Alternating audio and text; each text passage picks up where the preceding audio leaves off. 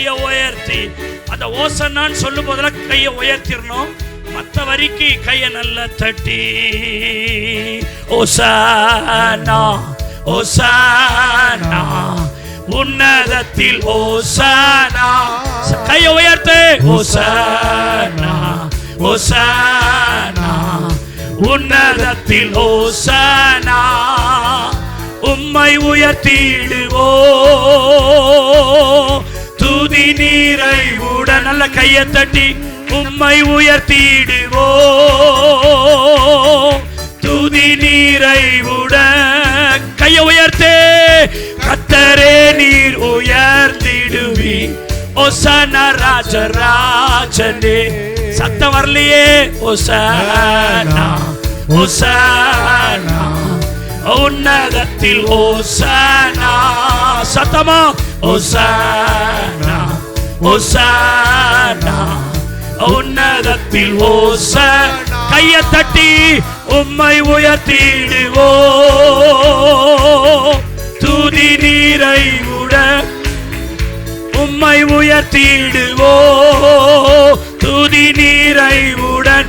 கையை உயர்த்தி கர்த்தரே நீர் உயர்ந்திடுவி ஓசானா ராஜராஜனே.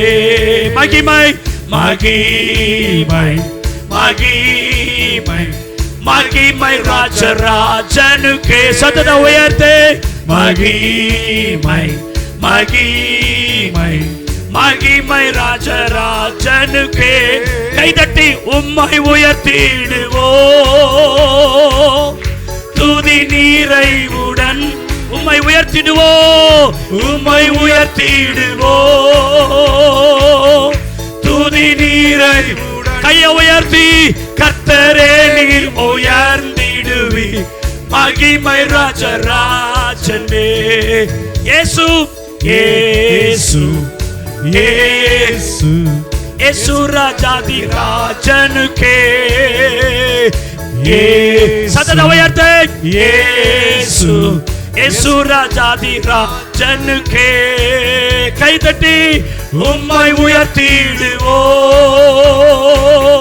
துதி நிறைவுடன். உம்மை உயர்த்திடுவோ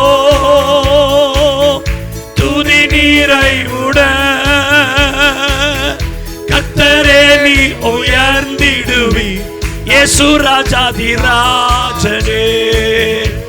இயேசு ராஜாதி ராஜனே. ஓசானா ஓசானா உன்னதத்தில் ஓசானா ஓசானா. சதத உயர்த்து. ஓசானா உன்னதத்தில் ஓசானா. உம்மை உயர்த்திடுவோ துதி நிறைவுடன். உம்மை உயர்த்திடுவோ துதி நிறைவுடன். கர்த்தரே நீர் உயர்ந்திடுவி ஓசானா ராஜராஜனே. மகிமை மகிமை மகிமை மகிமை ராஜராஜனுக்கே. சதத உயர்த்தே. மகிமை மகிமை மகிமை ராஜராஜனுக்கே. உம்மை உயர்த்திடுவோ துதி நிறைவுடன். உம்மை உயர்த்திடுவோ உம்மை உயர்த்திடுவோ துதி நிறைவுடன். கர்த்தரே நீர் உயர்த்திடுவி மகிமை ராஜராஜனே. இயேசு சத்தமா. இயேசு இயேசு ராஜாதி ராஜனுக்கே. இயேசு இயேசு இயேசு ராஜாதி ராஜனுக்கே. உம்மை உயர்த்திடுவோ துதி நிறைவுடன். உம்மை உயர்த்திடுவோ துதி நிறைவுடன். கர்த்தரே நீர் உயர்ந்திடுவி இயேசு ராஜாதி ராஜனே. இயேசு ராஜாதி ராஜனே. நல்ல கைகளை தட்டி வாய்களை திறந்து ஹல்லேலூயா. எல்லாரும் பைபிளை எடுங்க. அப்படி கீழே நம்ம நின்ற வண்ணமாய் ஒரு அதிகாரத்தினுடைய குறிப்பை வாசிக்க போறோம். மத்தேயு 21ஆம் அதிகாரத்தை எல்லாரும் எடுத்துங்க. அதை நான் வாசிக்கிற அது ஆரம்ப வசனத்துக்கு முடிகிற வரைக்கும் சத்தம் குறையவே கூடாது. சோதர ஆண்டவருக்கு மகிமையாக நல்ல குரலை உயர்த்தி சோதரிக்கிற சத்தமாக படிக்கணும். அதான் சபையில் படிக்கிற அலங்காரம். வாயிலே படிக்கிறது அல்ல. சோதரிக்கிற சர்ச்சுக்குள்ளே எல்லாம் டுகெதராக நான் வாசிக்கும் பொழுது அதை நல்ல சத்தத்தை உயர்த்தி வாசிக்கிறது தான் சபையினுடைய மேலான அலங்காரம். சோதரிக்கிறோம்.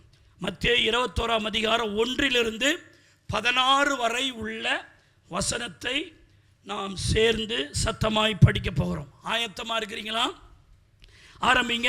அவர்கள் எருசலேமுக்கு சமீபமாய் சேர்ந்து ஒலிவ மலைக்கு அருகான பெத்பெகாயாவுக்கு வந்தபோது இயேசுவானவர் சீஷர்கள் 2 பேரை நோக்கி, உங்களுக்கு எதிரே இருக்கிற கிராமத்துக்கு போங்கள். போன உடனே அங்கு ஒரு கழுதையும் அதனோடு ஒரு குட்டியும் கட்டியிருக்க காண்பீர்கள். சத்தமா அவைகளை அவிழ்த்து என்னிடத்தில் கொண்டு வாருங்கள். ஒருவன் உங்களுக்கு ஏதாகினு சொன்னால் இவைகள் ஆண்டவருக்கு வேண்டும் என்று சொல்லுங்கள், உடனே அவைகளை அனுப்பிவிடுவான் என்று சொல்லி அவர்களை அனுப்பினார். இதோ உன் ராஜா சாந்த குணமுள்ளவராய் கழுதையின் மேலும் கழுதை குட்டியாகிய மரியின் மேலும் ஏறிக்கொண்டு உன்னிடத்தில் வருகிறார் என்று சீயோன் குமாரத்திக்கு சொல்லுங்கள் என்று தீர்க்கதரிசியினால் உரைக்கப்பட்ட நிறைவேறும்படி இதெல்லாம் நடந்தது. சீஷர்கள் போய் இயேசு தங்களுக்கு கட்டளையிட்டபடியே செய்து கழுதையும் குட்டியையும் கொண்டு வந்து அவைகள் தங்கள் வஸ்திரங்களை போட்டு அவரை ஏற்றினார்கள். சத்தமா திரளான ஜனங்கள் தங்கள் வஸ்திரங்களை வழியிலே விரித்தார்கள். வேறு சிலர் மரக்கிளைகளை தரித்து வழியிலே பரப்பினார்கள். முன்னடப்பாரும் பின்னடப்பாரும் ஆகிய திரளான ஜனங்கள் தாவீதின் குமாரனுக்கு ஓசன்னா, கர்த்தருடைய நாமத்தில் வருகிறவர் ஸ்தோத்தரிக்கப்பட்டவர், உன்னதத்திலே ஓசனா என்று சொல்லி ஆர்ப்பரித்தார்கள். அவர் எருசலேமுக்கு பிரவேசிக்கையில் நகரத்தார் யாரும் ஆச்சரியப்பட்டு இவர் யார் என்று விசாரித்தார்கள். அதற்கு ஜனங்கள், இவர் கலிலேயாவில் உள்ள நாசரேத்திலிருந்து வந்த இயேசு என்றார்கள். சத்தமா இயேசு தேவாலயத்தில் பிரவேசித்து ஆலயத்திலே விற்கிறவர்களும் கொள்ளுகிறவர்களும் ஆகிய யாவரையும் துரத்தி காசுக்காரருடைய பலகைகளை சத்தமாய் புறா விற்கிறவர்களின் ஆசனங்களை கவிழ்த்து என்னுடைய வீடு ஜெப வீடு எனப்படும் என்று எழுதியிருக்கிறது, நீங்களோ அதை கல்லர் குகை ஆக்கினீர்கள் என்றார். அப்பொழுது குருடரும் சப்பானிகளும் தேவாலயத்திலே அவரிடத்தில் வந்தார்கள். அவர்களை சுஸ்தமாக்கினார். அவர் செய்த அதிசயங்களையும் தாவீதின் குமாரனுக்கு ஓசன்னா என்று தேவாலயத்தில் ஆர்ப்பரிக்கிற பிள்ளைகளையும் பிரதான ஆசாரியர் வேதபாரர் கண்டு கோபமடைந்து அவரை நோக்கி, இவர்கள் சொல்லுகிறதை கேட்கிறீரோ என்றார்கள். அதற்கு இயேசு, ஆம் கேட்கிறேன். குழந்தைகளுடைய வாயிலும் பாலகருடைய வாயினாலும் துதி உண்டாகும்படி செய்தீர் என்பதை நீங்கள் ஒரு காலமும் வாசிக்கவில்லையா என்றார். அல்லேலூயா. அப்படியே உட்காருவோம். Praise the Lord. ஆண்டவருடைய நாமம் மகிமைப்படுவதாக. ஸ்தோத்திரம். எனக்கு நேரம் இல்லை, ஸ்தோத்திரிக்கிறோம். 1/2 மணி நேரம் தான் இருக்குது. நான் வேகமாக இந்த வசனத்தை ஒவ்வொரு வருஷமும் பல கோணங்களில் நான் உங்களோடு பேசி வருகிறேன். இந்த நாளிலே அந்த பவனியாக ஆண்டவர் சென்ற அது சம்பந்தமான வசனங்களை நாம் இப்பொழுது வாசிக்க கேட்டோம். பெரும்பாலும் எல்லா சபைகளிலும் இது சம்பந்தமான செய்திகள் இருக்கும். ஆனால் இந்த நாளிலே ஒரு புதிய விதத்திலே ஆண்டவர் நம்மோடு இந்த வசனங்களிலிருந்து பேசுவாராக. இயேசு சிலுவையில் அறையப்பட்ட புனித வெள்ளியை வரப்போகிற நாட்களிலே நாம் நினைவு கூற இருக்கிறோம். இயேசு நம்முடைய பாவங்களையும் நோய்களையும் பிசாசையும் வென்று வெற்றி கோலம் பூண்ட அவருடைய உயிர்த்தெழுதலின் நாளையும் வருகிற நாட்களில் நாம் நினைவு கூற இருக்கிறோம்.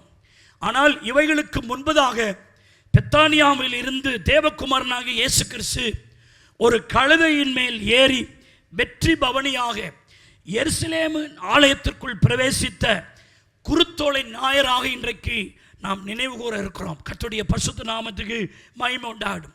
ஆண்டவர் பெத்தானியாவிலிருந்து அப்படியே பவனியா வரார் எருசலேமை நோக்கி. அது குறிப்பாக எருசலேமின் தேவாலயத்தை நோக்கி. அங்கே தான் அந்த ராலியே ஃபினிஷ் ஆகுது. அந்த பவனி பெத்தானியாவில் தொடங்கின அந்த பவனி எருசலேம் நகரத்துக்குள் வந்து எருசலேம் தேவ ஆலயத்தில் அந்த பவனி ஸ்டாப் ஆகுது.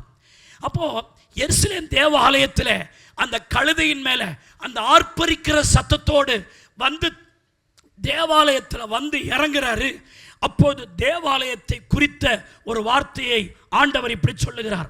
மத்தேயு 21:13 அப்படி சொல்லுகிறார், என்னுடைய வீடு ஜெப வீடு எனப்படும் என்று எழுதியிருக்கிறதே, நீங்களோ அதை கல்லர் குகை ஆக்கினீர்கள் என்று காட்டமாய் இங்கே ஆண்டவர் சொல்லுகிறார். இது அவர் வருகிற பவனிதான். அவர் அந்த குருத்தோலை ஞாயிறு என்று பவனியாய் வருகிற அந்த நேரத்தில், அந்த ரேலி முடிகிற நேரத்தில், அந்த பவனி நிறைவடைகிற அந்த நேரத்தில், அதுவரைக்கும் அந்த ஆராதனைகளை ஏற்றுக்கொண்டு வந்த ஆண்டவர் இப்பொழுது ஆலயத்தை பார்த்து வேதனையோடு சொல்லுகிறார், என்னுடைய வீடு ஜெப வீடு அல்லவா? என் ஜெப வீட்டை நீங்கள் கல்லர் குகையை போல மாற்றிருக்கிறீர்களே, ஜெப வீடு என்று நீங்கள் படித்ததில்லையா என்று அங்கிருந்த ஆசாரியர்களை பார்த்து, அங்கிருக்கிற பரிசேயர்களை பார்த்து, அங்கிருக்கிற சதிசேயர்களை பார்த்து, அங்கிருக்கிற பிரதான ஆசாரியர்களை பார்த்து ஆண்டவர் சொல்லுகிற வார்த்தையை பார்க்கிறோம். இதை சொல்றாரு, இப்படி எழுதியிருக்கிறதே, நீங்கள் அதை வாசிக்கலையான்னு கேட்கிறார். அது எங்க வருது? ஏசாயா 56வது அதிகாரம் 7வது வசனத்தில் வர்ற அந்த வார்த்தையை தான் ஆண்டவர் அந்த சோத்திருக்கிற பவனியாய் வருகிற இடத்துல அவர் சொல்றார். இது எங்க முன்னாடி எழுதப்பட்டிருக்கிறது என்றால், நான் என் பரிசுத்த பர்வதத்திற்கு கொண்டு வந்து என் ஜெப வீட்டில் அவர்களை என்ன செய்வேன்? மகிழ பண்ணுவேன். என்னுடைய வீடு சகல ஜனங்களுக்கும் ஜெப வீடு எனப்படும் என்று எழுதியிருக்கிற இந்த பேசேஜை தான், எழுதியிருக்கிற இந்த வசனத்தை தான் அவர் பவனியாய் வருகிற அந்த இடத்துல சொல்றார். ஐயோ, என்னுடைய வீடு ஜெப வீடு, அந்த ஜெப வீட்டிலே எல்லா ஜனங்களும் வரணும், அந்த ஜனங்களை நான் மகிழ பண்ணணும் என்று இந்த ஆலயத்தை குறித்து நான் அப்படித்தானே திட்டம் பண்ணி வச்சிருக்கேன். ஆனா மகிழ்ச்சிக்கு சபைக்கு என்னவே இல்லை, இடமே இல்லாம போச்சே. ஏன்னா ஜெபம் இருக்கிற இடத்துல தான் மகிழ்ச்சியே இருக்கும். ஜெப வீட்டில தான் சந்தோஷம் இருக்கிறது, ஜெப வீட்டில தான் ஆனந்தம் இருக்கிறது, ஜெப வீட்டில தான் களிகூறுதல் இருக்கிறது. தேவனுடைய பிள்ளையே சோத்திரிக்கிறோம். இன்றைய செய்தியின் தலைப்பு என்ன தெரியுமா? கர்த்தர் நம்மை மகிழ பண்ணுவார் என்பதுதான் செய்தியின் தலைப்பு. ஆண்டவர் இந்த பூமியில எதுக்கு தெரியுமா சபையை வச்சிருக்கிறாரு? உன்னை மகிழ்ச்சியா வச்சிருக்கணும் என்பதற்காகத்தான், நீ சந்தோஷமா இருக்கணும் என்பதற்காக தான். உன் கவலைகளை மாற்றுகிற, உன் சோகங்களை மாற்றுகிற, உன் சோர்வுகளை மாற்றுகிற, உனக்கு ஒரு மகிழ்ச்சியை கொடுப்பதற்கு தான் கர்த்தர் தம்முடைய வீட்டாகிய சபையை இந்த பூமியில வைத்திருக்கிறார் என்று நம்புகிற கர்த்தருடைய பிள்ளைகள் சத்தமாய் ஒரு அல்லேலூயா, சத்தமா ஆமென். நல்ல மகிழ்ச்சியா இருக்கிற கர்த்தருடைய பிள்ளைகள் நல்ல பலமாய் கைகளை தட்டி, என்னுடைய வீடு எல்லாருக்கும் மகிழ்ச்சி கொடுக்கிற வீடு. அல்லேலூயா. அவர் சொல்றாரு, என் ஜெப வீட்டிலே அவர்களை மகிழ பண்ணுவேன். இது இந்த ஏசாயா 56ல நீங்க முன்னாடிலாம் நீங்க முந்தின வசனத்தை வாசி பார்த்தீங்கன்னா, புறஜாதியாரையெல்லாம் நான் கொண்டு வருவேன். ஜெப வீட்டில் யாரெல்லாம் கொண்டு வருவேன்? புறஜாதியாரெல்லாம் கொண்டு வருவேன். அப்படித்தான் ஆண்டவர் பவனியாய் வருகிறார். அந்த கூட்டம் ஒரு பெருங்கூட்டம் வருது, அந்த கூட்டத்தை எல்லாம் எங்க கொண்டு வராருங்க? ஜெப வீட்டுக்கு கொண்டு வரார். கொண்டு வந்து அந்த கூட்டத்தையே மகிழ பண்ணணும்னு சொல்லித்தான் அவர் கூட்டிக்கிட்டே வர்றாரு. ஆனால் ஜெப வீடு அதற்கு ஏற்ற விதமாய் அந்த நேரத்தில் இல்லை. அது ஜெப வீடாகவே இல்லை. சோத்திரிக்கிறோம். அவர் சொல்றாரு, இதை கல்லர் குகையாக்கினீர்களே. இது எங்க வருது? கல்லர் குகை என்று சோத்திர முன்னாடி எங்க எழுதப்பட்டிருக்கிறது? சோத்திரிக்கிறோம். எரேமியா 7ஆம் அதிகாரம் 11ஆம் வசனத்தை நீங்க பார்த்தீங்கன்னா, எம் நாமம் தரிக்கப்பட்ட இந்த ஆலயம் உங்கள் பார்வைக்கு கல்லர் குகையாயிற்றோ. எவ்வளவு படி கேட்கிறார் பாருங்க. இதோ நானும் இதை கண்டேன் என்று கர்த்தர் சொல்றார். என் நாமம் தரிக்கப்பட்ட என் ஆலயம் கல்லர் குகையை போல இருக்கலாமா? அது மகிழ பண்ற இடமாச்சே, அது என் வீடாச்சே, அது என் ஜெப வீடாச்சே, அதை கல்லர் குகையா நீங்க மாற்றி வச்சிருக்கிறீங்களே எப்படின்னு சொல்லி ஆண்டவர் அங்கலாய்க்கிறதை பார்க்கிறோம். ஆகவே ஏசாயா தீர்க்கதரிசி, எரேமியா தீர்க்கதரிசி தங்கள் தரிசனங்களில் கண்ட சபையானது மகிழ்ச்சியான சபையாக அவர்கள் கண்டு அந்த வார்த்தைகளை எழுதி வைத்தார்கள். சபை என்றால் மகிழ்ச்சியா இருக்கணும், அதுதான் தேவ சித்தம். ஆமென்னு சொல்லுங்க. அதனால பழைய ஏற்பாட்டு சபை கூட சங்கீதம் 122:1 பார்க்கிறோம், கர்த்தருடைய ஆலயத்துக்கு போவோம் வாருங்கள் என்று சொன்ன பொழுது நான் எப்படி இருந்தேன்? மகிழ்ச்சியா இருந்தேன் என்று சொல்லப்பட்டது. அப்படியானால் சபை மகிழ்ச்சிக்குரிய ஒரு இடம். உன்னை மகிழ பண்ற ஆண்டவர் உன் வாழ்க்கையில நீ மகிழ்ச்சியா இருக்கணும் என்பதுதான். அதனாலதான் சபை குறித்து ஏசாயா 35:10 இப்படி சொல்லுகிறது, கர்த்தரால் மீட்கப்பட்டவர்கள் திரும்பி ஆனந்த களிப்புடன் பாடி சீயோனுக்கு வருவார்கள். அந்த சீயோன் தான் சபை. நித்திய மகிழ்ச்சி அவர்கள் தலையின் மேல் இருக்கும். சந்தோஷமும் மகிழ்ச்சியும் அடைவார்கள், சஞ்சலமும் தவிப்பும் ஓடி போகும் என்று கர்த்தர் சொல்றார். சபைக்குள்ள நீ வந்துட்டா, சபையா இருந்துட்டா, சபை ஜெப வீடா இருந்துட்டா, அங்க மகிழ்ச்சி தான். கைதட்டி கர்த்தரை ஸ்தோத்திரம் பண்ணுவோம். ஏன் சபையில அடிக்கடி பிரேயரை கண்டக்ட் பண்றோம்? ஏன் 40 நாள் ஜெபம், ஏன் 21 நாள் ஜெபம்? நேரம் கிடைக்கும் போதெல்லாம் சபையில வந்து ஜெபிங்கன்னு சொல்றது என்ன? ஏன்னா ஜெபிக்கிற சபை தான் அதுல வர்றவர்ல மகிழ்ச்சி ஆக்குற இடமா அது மாறுது. அல்லேலூயா. சபையினுடைய தரிசனம் அதுதான். பழைய ஏற்பாட்டு சபை குறித்து ஆண்டவர் ஏசாயா 9ஆம் அதிகாரம் 3ஆம் வசனத்தில் இப்படி சொன்னார், அந்த ஜாதியை திரளாக்கி அதற்கு மகிழ்ச்சியை பெருக பண்ணினீர். Please listen the word. அந்த ஜாதியை சோதர திரளாக்கி அதற்கு மகிழ்ச்சியை பெருக பண்ணினீர். அரிப்பில் மகிழுகிறது போலவும் கொல்லையிலே பங்கிட்டு கொள்ளுகையில் களி கூறுகிறதை போலவும் உமக்கு முன் மகிழ்கிறார்கள் என்று பைபிள் சொல்லுகிறது. 3 வார்த்தைகள் வருது. மகிழ்ச்சியாக்கி, மகிழ்கிறது போல மகிழ்கிறார்கள். எல்லாம் சொல்லுங்க, மகிழ்ச்சியாக்கி, மகிழ்கிறது போல மகிழ்கிறார்கள். ஹல்லேலூயா. அப்ப சபை உன்னை மகிழ பண்ணுகிற ஒரு இடம். அந்த வெற்றி பவனியாய் அந்த கழுதையின் மேல் வருகிற ஆண்டவர் சொல்றாரு, ஐயோ என்னுடைய வீடு எல்லாரையும் மகிழ்ச்சி படுத்தக்கூடிய இடமாயிற்றே, இதை கல்லர் குகையாக்கி வச்சிருக்கிறீங்களே. இன்னொரு இடத்துல சொல்றாரு, இது வியாபார ஸ்தலமாய் மாற்றி வச்சிருக்கிறீங்களே என்று ஆண்டவர் அங்கலாய்க்கிறார். நான் வேகமாய் 3 குறிப்பை சொல்லுகிறேன். முதலாவது குறிப்பு, மகிழ்ச்சியான பரிசுத்தம். மகிழ்ச்சியான பரிசுத்தம். மத்தேயு 21ஆம் அதிகாரம் 12, 13 ஆகிய வசனங்களை பாருங்க. இயேசு தேவாலயத்தில் பிரவேசித்து ஆலயத்தில் விற்கிறவர்களும் கொள்ளுகிறவர்களும் ஆகிய யாவரையும் வெளியே துரத்தி காசுக்காருடைய பலகைகளையும் புறா விற்கிறவர்களின் ஆசனங்களை கவிழ்த்து, சோதரன் என்னுடைய வீடு ஜெப வீடு எனப்படும் என்று எழுதியிருக்கிறதே, நீங்கள் அதை கல்லர் குகை ஆக்கினீர்களே என்று கர்த்தர் அங்கலாய்க்கிறதை பார்க்கிறோம். நீங்கள் யோவான் 2:14 வாசித்தீங்கன்னா, ஆடு மாடுகளை எல்லாம் துரத்தினார் என்று வேதத்தில் சொல்லப்பட்டிருக்கிறது. அப்போ புறா விற்கிறவங்க, ஆடு மாடு சந்தை மாதிரி சபையை வச்சிருக்கிறாங்க. காசுக்கடக்காரர்களாக நிறைஞ்சு சபை இருக்கு, வியாபார ஸ்தலமா இருக்கு, குடுக்கல் வாங்கல் இடமா சபை மாறி போச்சு. சபை ஜெபிக்கிற சபையா அங்க இல்லை, ஆராதிக்கிற சபையா இல்லை, சபையாவே இல்லை, வேற மாதிரி இருக்கு.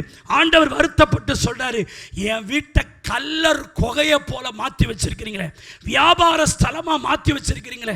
ஐயோ, என் ஜெப வீடு எல்லா ஜனங்களுக்கும் மகிழ்ச்சியை கொடுக்கணும்னு நினைச்சிருக்கிறேனே, நீங்க இப்படி பண்ணிருக்கிறீங்களேன்னு. கர்த்தர் சும்மா வரலங்க. அது வரைக்கும் கழுதையில எல்லாருடைய ஆர்ப்பரிப்பின் சத்தத்தில் வந்த என் ஆண்டவராகிய கர்த்தர் இந்த சம்பவத்திற்கு அப்புறம் அவர் பாடுபட போகிறார். அவர் பல சிரமங்களை அடைய போகிறார். அதற்கு முன்பாக சபையை பரிசுத்தப்படுத்துகிறார். அல்லேலூயா. நீங்க பார்த்தீங்கன்னா, நான் நிறைய வசனத்தை சொல்ல விரும்பல. அந்த சூழ்நிலை பார்த்த உடனே ஒரு கயிறுகளினால சவுக்க உண்டு பண்ணினார் என்றும் சோத்திருக்கிறோம், அங்கு இருக்கிறவர்களை புறம்பாக்கினார் என்றும், அங்கு இருக்கிறவைகளை துரத்தினார் என்றும், அங்கு இருக்கிறவைகளை கவிழ்த்தார் என்றும், அங்கு இருக்கிறவைகளை எடுத்துக்கொண்டு போய் என்று அதட்டினார் என்றும் சொல்லப்பட்டிருக்கிறது. இதெல்லாம் அந்த சபையை பரிசுத்தப்படுத்துவதற்காக கர்த்தர் செய்த காரியம். சவுக்கை எடுத்து அடிக்கிறார். சோத்திருக்கிறோம், அது மனுஷ கோபம் அல்ல, ஒரு மனிதனுக்கு வர்ற கோபம் போல அல்ல. அங்கு பரிசுத்தத்திற்காக அவர் வைராக்கியம் கொள்ளுகிற ஒரு ஆவிக்குரிய கோபம் அங்கு வருது. சோத்திரம். ஹல்லேலூயா.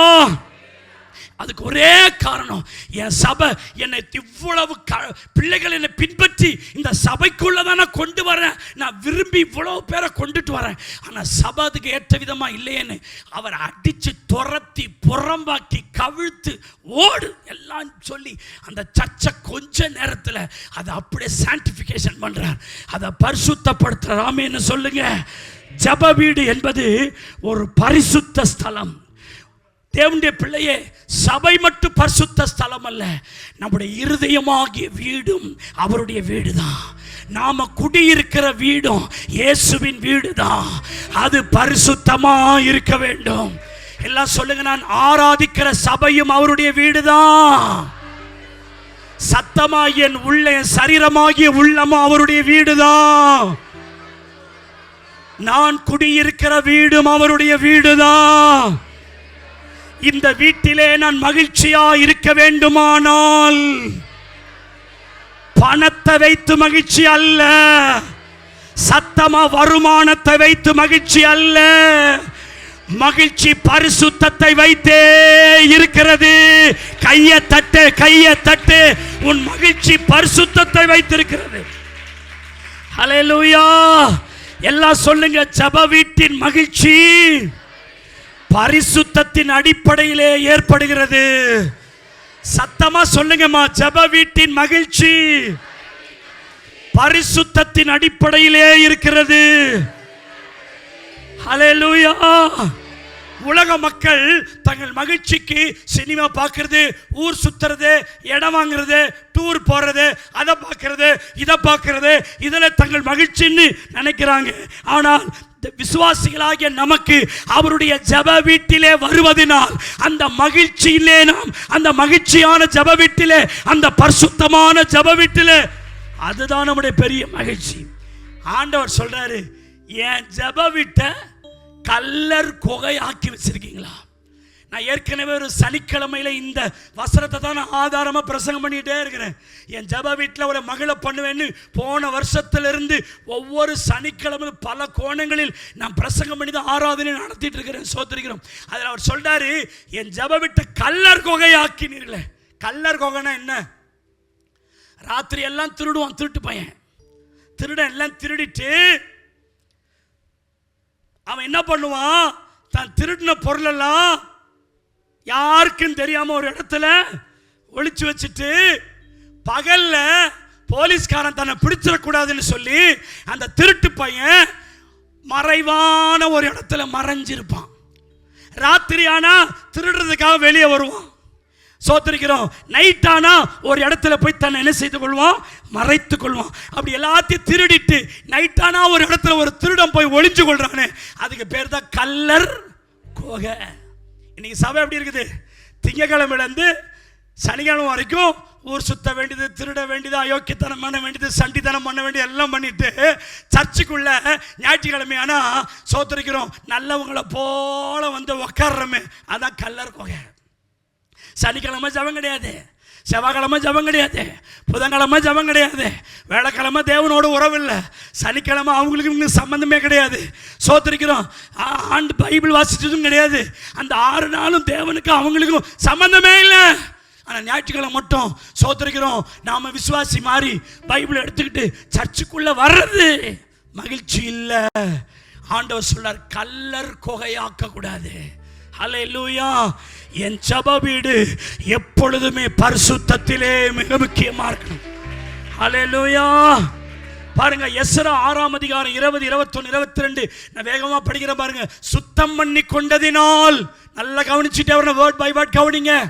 சுத்தம் பண்ணி கொண்டதால் எல்லாரும் சுத்தமா இருந்து சிறையிருப்பிலிருந்து வந்தவர்கள் பஸ்கா ஆட்டுக்குட்டியை அடிச்சாங்க. அடுத்த வசனம், அப்படியே சிறையிருப்பிலிருந்து வந்து இஸ்ரவேல் புத்திரரும் இஸ்ரவேலின் தேவனாகி கர்த்தரை நாடும்படி பூலோக ஜாதிகளின் அசுத்தத்தை விட்டு, என்ன அசுத்தத்தை விட்டு?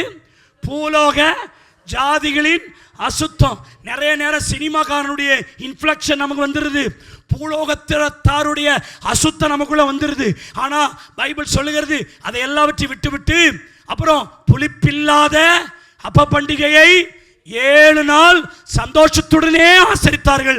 முக்கிய வார்த்தை தாங்க, கர்த்தர் அவர்களை மகிழ்ச்சி ஆக்கினார். கையை தட்டி கர்த்தரை சோத்திரம். கையை தட்ட மாட்டீங்களா? கர்த்தர் அவர்களை என்னவாக்கினார்? மகிழ்ச்சி ஆக்கினார். எல்லாம் சொல்லுங்க.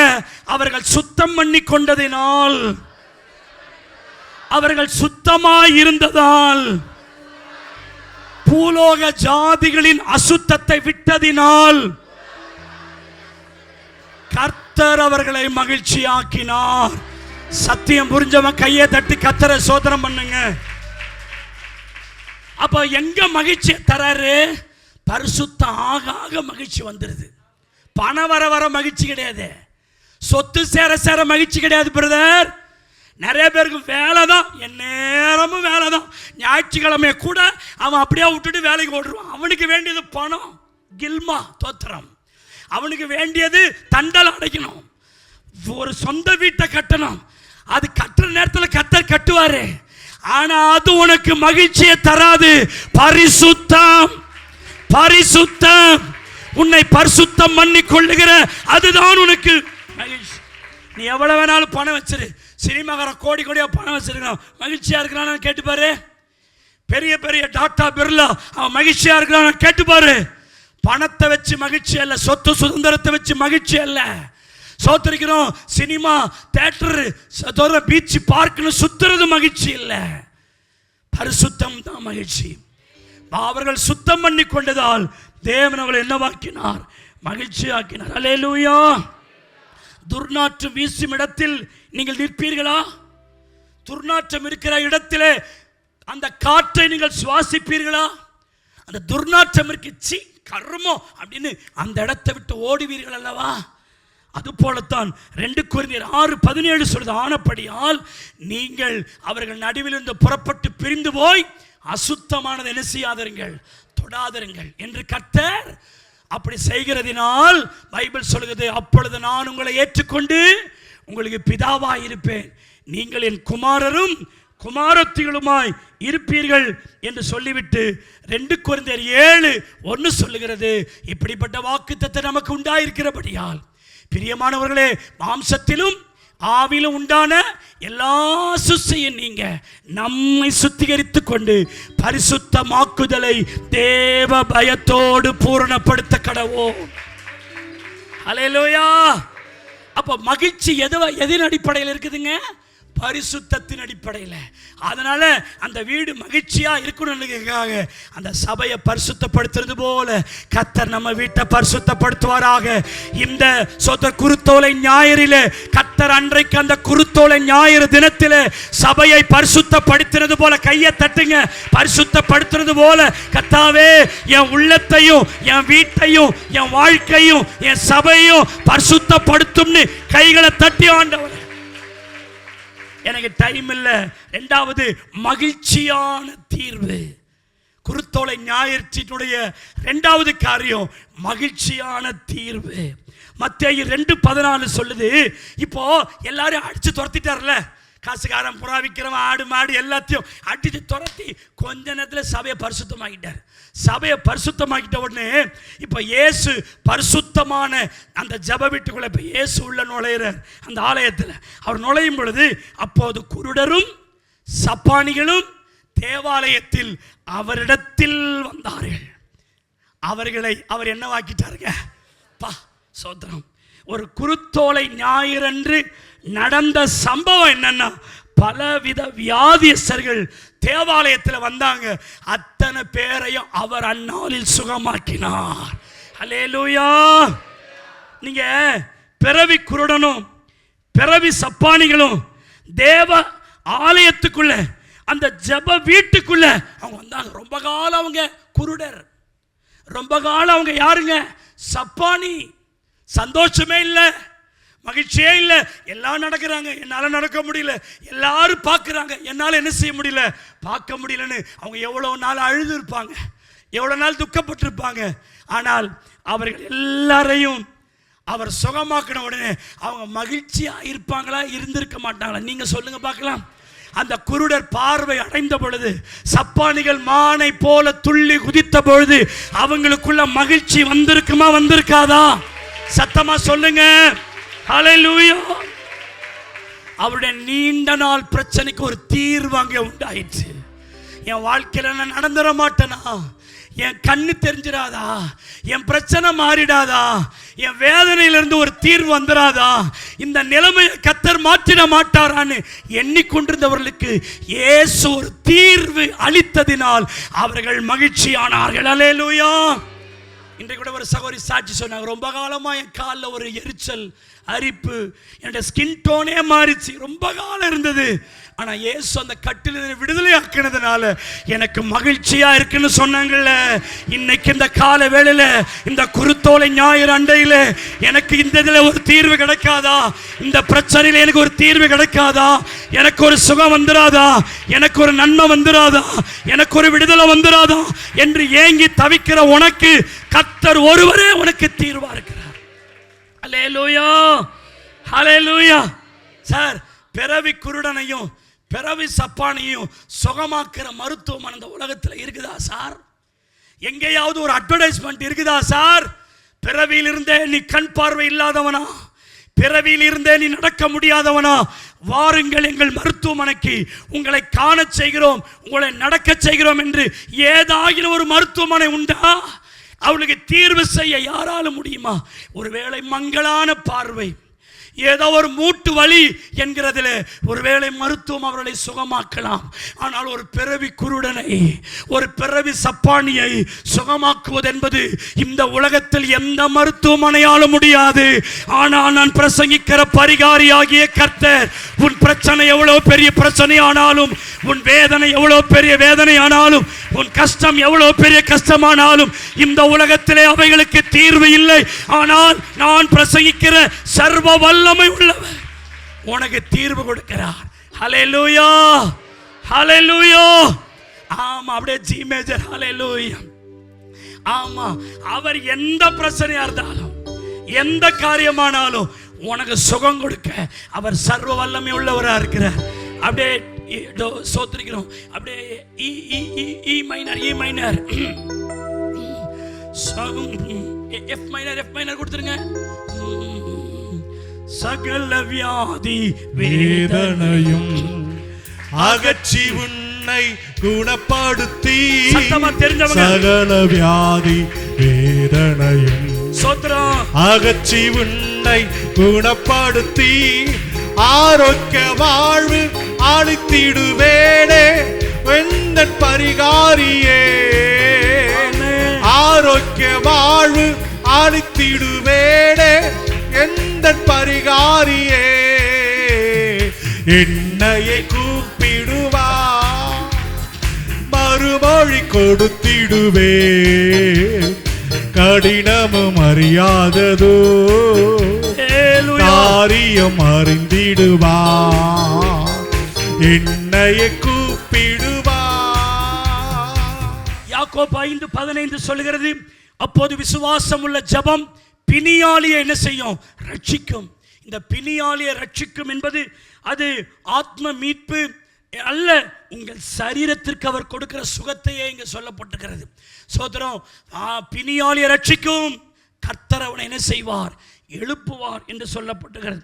ஆகவே அருமையான இந்த குருத்தோலை ஞாயிறு அன்று இயேசு சரீரத்தில் இருக்கிற எல்லா வியாதிகளையும் அன்று சுகமாக்கினது உண்மையானால், இன்றைக்கு இந்த ராத்திரி இந்த காலை ஆராதனை வந்திருக்கிற உங்களுக்கு ஒரு தீர்வு, ஒரு சுகம், ஒரு பலன், ஒரு விடுதலை, ஒரு தீர்வு. கையை தட்டி ஒரு நிமிடம் கைகளை தட்டி, ஒருவேளை என் வாழ்க்கையில எந்த மருந்து மாத்திரைகள் எனக்கு கொண்டு வராத தீர்வு, எனக்கு கொண்டு வராத காரியம் கர்த்தர் செய்வார். ஆமென்னு சொல்லுங்க. ஹல்லேலூயா. மூன்றாவது, மகிழ்ச்சியான ஆராதனை. இந்த பவனியாக வராரு. இதுல என்ன ஒரு பெரிய கூத்துன்னா, அவர் பெத்தானியாவிலிருந்து எருசலேம் வரைக்கும் அவர் அந்த கழுதை மேல வராரு. எல்லாரும் பாட்டு பாடி ஆராதிச்சுட்டே வராங்க. முன்னடப்பாரு பின்னடப்பாரும் திரளான ஜனங்கள் தாவீதின் குமாரனுக்கு ஓசனா, கர்த்தருடைய நாமத்தில் வருகிறவர் ஸ்தோத்திரிக்கப்பட்டவர்னு பாடிக்கிட்டே வராங்க, பாடிக்கிட்டே வராங்க, பாடிக்கிட்டே வராங்க, ஆராய்ச்சிட்டே வராங்க. வேதனை என்னன்னா, சபை கிட்ட வந்துட்டா சபையில் ஆராதனையில் ஒரு மண்ணும் கிடையாது. சபை வியாபார ஸ்தலம் மாறிடுது. புறா விற்கிறவன், மாடு விற்கிறவன், ஆடு விற்கிறவன், காசு எக்ஸ்சேஞ்ச் பண்ணுறவன், தோத்திருக்கிறவன். வெளியே பாட்டு ஆராதனை நடக்குது. ஆனால் உண்மையில் ஆராதனை எங்கே எழும்பணும்? சர்ச்சில் இருக்கணும். சர்ச்சில் பாட்டு பாடணும். சபையில் ஆராதனை இருந்துக்கிட்டே இருக்கணும். சபையில் ஆராதனையின் நெருப்பு எரிஞ்சுக்கிட்டு இருக்கணும். ஆனால் சபைக்கு வெளியே பாட்டு சத்தம் கேட்குது. ஆனால் சபைக்குள்ள பாட்டு சத்தமே இல்லை. எவ்வளோ வேதனை பாருங்க. சோத்திரம். கல்லையும் மண்ணையும் கும்பிட்றவன் அவன் தெய்வத்தினுடைய சத்தத்தை போட்டு அசத்துறான். உன் வீடு எப்படி இருக்குது? உன் உள்ள எப்படி இருக்கு? அந்த காலத்தெல்லாம் விசுவாசிங்க வேலைக்கு போகும்போது பாடிக்கினே போவோம். யார் என்ன சொல்கிறாங்க அதை பற்றிலாம் கவலையப்படாது. என்னுள்ளம் தேவன் பால் பொங்கி வழியும் பாடிக்கினே தான் போவான். நிறைய பேர் கிண்டல்லாம் பண்ணுவான். இப்போல்லாம் அவங்க தோத்திர பரிசுத்தத்தின் உச்சம் தோத்திரம். அது விசுவாசியாகவே இருக்காது. அது பைபிள். இங்கே தான் பைபிள். சோத்திரிக்கிறோம். வெளியே நடிப்பு, நடிப்பு சிகரம். அது தோத்திரம். தோத்திரமே வர மூஞ்ச வந்து தோத்திரம் ஒரு மாதிரி வச்சுக்கின்னு தான் ரோட்டில் நடந்து போவோம். உள்ளம் பாடாது, உள்ளம் கத்தரை மகிமைப்படுத்தாது. இங்கே வந்த உடனே பாடுறது சோத்திரிக்கணும். நிறைய பேருடைய வாழ்க்கையில சபையில வந்து பாடுறது இல்லை. நீ எங்க இருந்தாலும் கத்தரை ஆராதித்து கொண்டே இருக்கணும். உன் உள்ள கத்தரை ஆராதிக்கணும். உன் வீட்டில் ஆராதனையின் சத்தம் கேட்கணும். உன் உள்ளத்தில் ஆராதனை சத்தம் கேட்கணும். ஹல்லேலூயா. அதான் ஒரு தேவ பிள்ளை அடையாளம். அப்பெல்லாம் சைக்கிள் தானே ஓட்டிட்டு போவாங்க. பாடிக்கினே போவான், பாடிக்கினே வருவான் தோத்திரம். ஆனால் இப்போ அப்படி இல்லை. திட்டிக்கினே போகிறான், திட்டிக்கினே வரான், முறைச்சிக்கினே போகிறான், முறைச்சிக்கினே போகிறான். அப்படியே போனால் கூட முணுமுணுத்துக்கினே இன்னும் என்ன சரி பால் கடைக்காரனுக்கு என்ன பண்ணுறதுன்னு தெரில, அவனுக்கு என்ன பண்ணுறதுன்னு தெரில, இவனுக்கு என்ன பண்ணுறதுன்னு தெரிலன்னு அப்படித்தான் லூஸாக போகிறான். பாடுறதும் கிடையாது, துதிக்கிறதும் கிடையாது. சோத்திரம். மகிழ்ச்சி நீ கனவுல கூட காண முடியாது. ஹல்லேலூயா. தெருவில் பாடிக்கிட்டே வராங்க. சர்ச்சுக்குள்ள பாட்டு இல்லை, வேர்ஷிப் இல்லை. வந்தார் ஆண்டவர் கோபம். அத்தனை பேரை துரத்தின போங்கடா வெளியில. எல்லாம் எல்லாரும் வெளியே அனுப்பிட்டார். இப்போ இயேசு அந்த சபைக்குள்ள நுழைகிறார். பரிசுத்தமான சபைக்குள்ள அந்த பவனியா வந்தவர் இப்போ இயேசு அதற்குள்ள வர்றார். உள்ள வந்த உடனே முதல்ல அதிசயம் நடந்துருச்சு. குருடரும் சப்பானியும் என்ன செஞ்சிட்டாங்க, பார்த்துட்டாங்க. மத்தேயு 21:15 பாருங்க. அவர் செய்த அதிசயங்களையும் தாவீதின் குமாரனுக்கு ஓசன்னா என்று தேவ ஆலயத்தில் ஆர்ப்பரிக்கிற இந்த ஆர்ப்பரிப்பு முதல்ல தெருவில் இருந்தது, சபையில் இல்லை. ஆனா இப்போ சபையிலே ஜனங்கள் ஆர்ப்பரிக்கிறார்கள். உன்னதத்திலிருந்து வருகிறவர் சோத்தரிக்கப்பட்டவர். எல்லாரும் இந்த வசனத்தை படிங்க அப்படியே. அவர் செய்த அதிசயங்களையும் தாவீதின் குமாரனுக்கு ஓசன்னா என்று தேவ ஆலயத்தில் ஆர்ப்பரிக்கிற பிள்ளைகளை பிரதான ஆசாரி வேத பாரகரும் கண்டு என்ன அடைந்து. நீங்க ஒரு ஆர்சி சபையில உட்காந்துக்கிட்டு எல்லாரும் அந்த பூசை கண்டுட்டு இருக்கும்போது நீங்க அல்லேலூயான்னு சொல்லுங்களேன். பாதர் உன்னை மறைச்சு பார்ப்பான். பாப்பானா பார்க்க மாட்டானா? நீங்க ஒரு பெயர் கிறிஸ்தவ ஆலயத்தில் ஒரு சோதரனை பேர்லாம் சொல்ல விரும்பல, சோத்தரிக்கிறோம். அப்படி ஒரு இடத்துல எல்லாரும் ஒரு மாதிரி பாடிட்டு இருக்கும்போது லேலுயா தோத்திரம் அப்படின்னு சொல்லி போறேன். தோத்திருக்கிற ஐயர் உன்னை பார்ப்பான், அங்க இருக்கிற உபதாசியார் உன்னை பார்த்து முறைப்பான். தோத்திரம் இன்னைக்கு மட்டும் இல்லை, ஏற்கனவே இது நடக்குது. சபையில எல்லாரும் சத்தமிட்டு பாடி ஆராதிக்கும் போது அந்த சபையில் இருக்கிற ஆசாரிய வேதபாரகன் கோபாடையன். ஏண்டா அறிவட்டவனே, மாடு விற்கும் போது கோபம் வரல, ஆடு விற்கும் போது கோபம் வரல, புறா விற்கும் போது கோவம் வரல, ஓட்டி எலெக்ஷன் பண்ணும் போது கோவம் வரல, ஏலம் விடும் போது கோவம் வரல, காசு மாற்றும் போது கோவம் வரல, கர்த்தருடைய வீட்டில் பாட்டு பாடும் போது என்ன சத்தம்னு கோபம்னா எப்படி இருக்கும்? இன்னைக்காக தான் நடக்குது. சோத்திரம். இது ஜீவனுள்ள தேவனை ஆராதிக்கிற அவருடைய வீடு, அவருடைய வீடு. தேவனாகிய கர்த்தரை சத்தமிட்டு உரத்த சத்தத்தோடு ஓசன்னா ஓசன்னா, கர்த்தருடைய நாமத்தில் வருகிறவர் ஸ்தோத்தரிக்கப்பட்டவர் என்று சத்தம் போடுற இடம். உடனே அந்த ஆசாரியன் கோவம் வருது. அவன் கேட்கிறான் பாருங்க, எனக்கு மட்டும் அவன் நேரில் மட்டும் இருந்தான்னு வச்சுங்க, புழிஞ்சி சாறு குடிச்சிட்டு இருப்பான். தோத்திரம். அதிசயங்களை அற்புதங்களை அவர் செஞ்ச உடனே கர்த்தரை அவன் சத்தமிட்டு ஆராதிக்கிறான். அவன் ஏன் ஆராதிக்கிறான்? அவரை ருசிச்சிருக்கிறான். அவன் ருசிச்சிருக்கிறான். கர்த்தர் நல்லவர் என்று அவன் ருசிச்சிருக்கிறான்.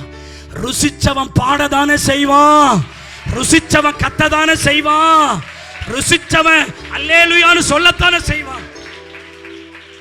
ஒரு அப்பா தூரத்திலிருந்து வர்றாரு, சகல பொருட்களோடு வர்றாரு. அப்பா வந்தாலே ஸ்பெஷல்னு நினைக்கிற பிள்ளை. அப்பா வெளியே போனா நல்ல சோத்திரம் சாப்பிடுவதற்கும் நம் சந்தோஷப்படுவதற்குமான ஆகாரங்களை வாங்கி வராருன்னு அப்பா கொடுக்கிற நன்மைகளை ருசி பார்த்த பையன் அப்பா தூரத்தில் வரும் பொழுது ஒரு சின்ன பையன் கத்திக்கிட்டே ஓட மாட்டான். எங்க அப்பா வந்துட்டார், எங்க அப்பா வந்துட்டார், எங்க அப்பா வந்துட்டாருன்னு கத்த மாட்டான், கத்த மாட்டான். சத்தம் போடத்தானே செய்வான். எதிர்த்து வீட்டுக்காரன் என்ன சொல்லுவான், பக்கத்து வீட்டுக்காரன் என்ன சொல்லுவான், அந்த குழந்தை பார்க்குமாங்க, எங்க அப்பா வராரு, எங்க அப்பா வந்தா எங்களுக்கு சந்தோஷம், எங்க அப்பா எங்களுக்கு நிறைய காரியம் செய்வார். அவன் சந்தோஷத்துல விட்டு அதுல வேற உடம்பு வேற சுகமாயிட்டானா, கண் பார்வை தெரியாதவன் கண் பார்வை தெரிஞ்சா அவ்வளவுதான், அடக்க முடியல. சத்தம்னா சத்தம். இது வரைக்கும் அந்த சபையில் அப்படி ஒரு சத்தம் வந்திருக்காது. ஆர்ப்பரிக்கிற சத்தம், கோபம், செம கோபம். இயேசு அதை ரிசீவ் பண்றார், சுகந்த வாசனையை முகர்ந்து கொள்றார். அப்ப ஆசாரியன் கேட்கிறான், 16ஆம் வசனத்தை பாருங்களேன். 16ஆம் வசனம், அவரை நோக்கி, அந்த ஆசாரிய வேத பாருங்கள், அவரை நோக்கி, இவர்கள் சொல்லுகிறதை கேட்கிறீரோ? அவன் கேட்கிறான், இவ்வளவு சத்தம் போடுறாங்களே, இன்டீசென்ட்டா இவ்வளவு சத்தம் போடுறாங்களே, அதெல்லாம் நீ கேட்டுட்டு தான் இருக்கிறீங்களா? எனக்கு ரொம்ப பிடிச்ச வார்த்தைங்க. அதற்கு இயேசு, ஆம் நான் கேட்கிறேன், கைதட்டி கத்தரை சோதரம் பண்ணு. உங்களுக்கு மகிழ்ச்சியாவே இல்லையா? இவர்கள் சத்தமிட்டு ஆர்ப்பரிக்கிறதை நீ கேட்கிறீரா? எஸ், இன்னைக்கு நீ கை தட்ட சத்தத்தை ஆண்டவர் கேட்கிறாரு. நீ அல்லேலூயான்னு சொல்றத கர்த்தர் கேட்கிறாரு. யாருக்கு நீ பயப்படாம, கூச்சப்படாம, வெக்கப்படாம அல்லேலூயா இயேசுவே ஓசன்னான்னு நீ சொல்றியே, அதை உன்னை உண்டாக்கினவரும் உன்னை உருவாக்கினவருமாகிய இயேசு அதை கேட்கிறார்.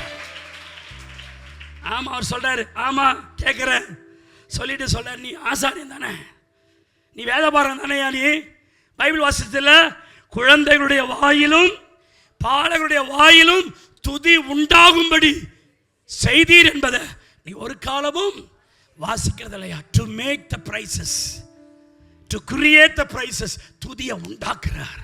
இன்றைக்கு இந்த கடைசி காலத்தில் ஒவ்வொரு பிள்ளைகளுக்குள்ள துதியை உண்டாக்குவாராக. ஒவ்வொரு பிரதருடைய வாயில துதியின் சத்தத்தை உண்டாக்குவாராக. ஒவ்வொரு சகோதரியும் வாய் திறந்து துதிக்கும்படி கர்த்தர் துதியின் சத்தத்தை உண்டாக்குவாராக. To make. சபையில் எப்பவுமே ஊமையா இருக்காதீங்க. ஊம பக்தி ஆண்டவருக்கு பிடிக்கவே பிடிக்காது. ஊம பக்தி அவருக்கு பிடிக்கவே பிடிக்காது. துதியை உண்டாக்குவார் என்று நீ கேள்விப்படலையா? அது எங்க வருது? சங்கீதம் 8:2 வருது. சோதர பகஞ்சனையும் பலிக்காரனையும் அடக்கி போட தேவரீருடைய சத்துருக்களின் நிமித்தம் குழந்தைகள் பாலகர் வாயினால் பலனை உண்டு பண்ணினீர். ஹல்லேலூயா. எல்லாம் சொல்லுங்க, எனக்கு விரோதமா இருக்கிற பகஞ்சன் அழிய வேண்டுமானால், எனக்கு விரோதமா இருக்கிற பழிக்காரன் அடங்கி போக வேண்டுமானால், என் சத்துருக்களின் நடுவே எனக்கு ஜெயம் வர வேண்டுமானால், என் வாயிலே துதி உண்டாக வேண்டும். கையை தட்டி வாயை திறந்து உன் வாயில துதியின் சத்தம் எழும்பும் பொழுது, ஹல்லேலூயா. 149வது சங்கீதம் 1ஆம் வசனம் 2ஆம் வசனம், அல்லேலூயா கர்த்தருக்கு புதுப்பாட்டை பாடுங்கள், பரிசுத்தவான்களின் சபையில் அவர் துதி விளங்குவதாக. இஸ்ரவேல் தன்னை உண்டாக்கினவரில் மகிழவும், சியோன் குமாரர் தங்கள் ராஜாவில் கலிகூறவும் கடவர்கள். ஹல்லேலூயா. மகிழ்ச்சி எங்க தெரியுமா இருக்கு? நீ ஆராதிக்கிறதில் மகிழ்ச்சி இருக்கிறது. நீ ஆராதிக்க கர்த்தர் உன்னை மகிழ பண்ணுவார். ஹல்லேலூயா. எல்லாரும் எழுந்து நிற்கலாமா? என்றும் ஆனந்தம் என் இயேசு தருகிறார். துதிப்பேன் துதிப்பேன் துதித்துக் கொண்டே இருப்பேன். வேகமா எழும்புங்க எல்லாரும், சொல்லுங்கள் சோத்திரம். மகிழ்ச்சியான பரிசுத்தம் சொல்லுங்க, சத்தமா சொல்லுங்க. மகிழ்ச்சியான தீர்வு, மகிழ்ச்சியான ஆராதனை. எல்லாம் சொல்லுங்க, என் மகிழ்ச்சி பரிசுத்தத்தில் நிலை இருக்கிறது. எல்லாம் சொல்லுங்க, நான் ஏன் மகிழ்கிறேன் தெரியுமா? என் ஆண்டவர் எத்தனையோ பிரச்சனைகள் எனக்கு தீர்த்தார். நான் ஏன் மகிழ்கிறேன் தெரியுமா? அவருடைய துதி எனக்குள் இருப்பதனால் மகிழ்கிறேன். எத்தனை பேர் தான் ஆமென்னு சொல்றீங்க? நல்ல கைகளை தட்டி இந்த குருத்தோலை ஞாயிறுல ஹல்லேலூயா நல்லா ப்ளீஸ் நல்லா என்ஜாய் பண்ணி பாடுங்க. சோத்திரிக்கிறோம். ஒரு 5 minutes. என்றும் ஆனந்தம் glory என் இயேசு தருகிறார். இந்த குருத்தோலை ஞாயிறுல ஆனந்தம் சத்தமா இயேசு தருகிறார். துதிப்பே துதித்துக் கொண்டே இருப்பேன். துதிப்பேன் இன்னும் கொஞ்சம் கொண்டே இருப்பேன். அல்லேலூயா. சத்தத்தை உயர்த்தி ஆனந்தமே. அல்லேலூயா.